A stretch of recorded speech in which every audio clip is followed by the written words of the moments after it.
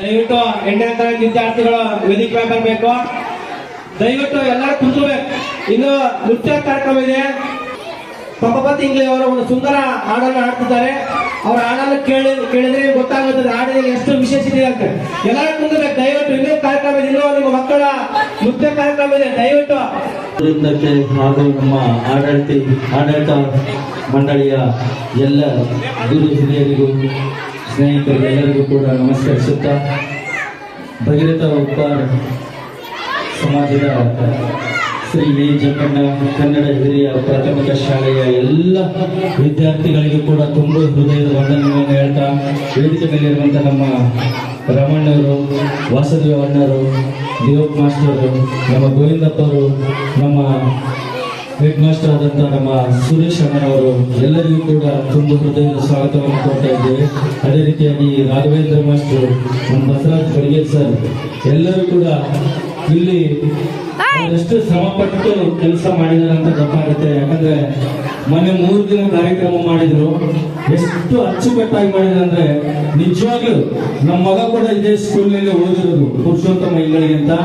ನಮ್ಮ ಮನೆಯಲ್ಲಿ ಸುಮಾರು ಒಂದು 15ರಿಂದ 20 ಜನ ಇಂಗ್ಲಿಷ್ ಕುಟುಂಬದವರು ಇದೇ ಶಾಲೆಯಲ್ಲಿ ಓದಿ ಅವರವರು ಸ್ವಂತ ಕೆಲಸಗಳನ್ನು ಮಾಡ್ತಾ ಇದ್ದಾರೆ.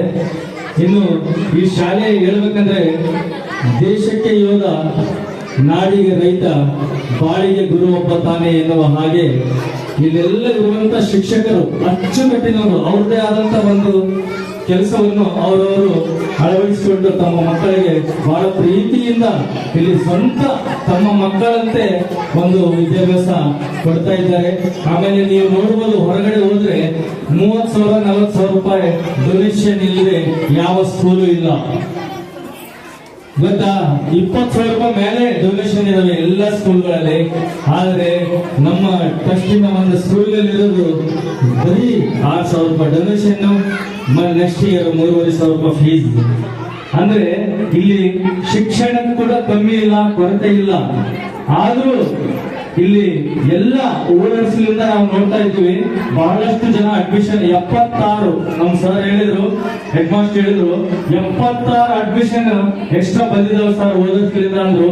ಇದು ಯಾಕೆ ಬಂತಂದ್ರೆ ಇವರೆಲ್ಲರ ಕಷ್ಟದ ಫಲ.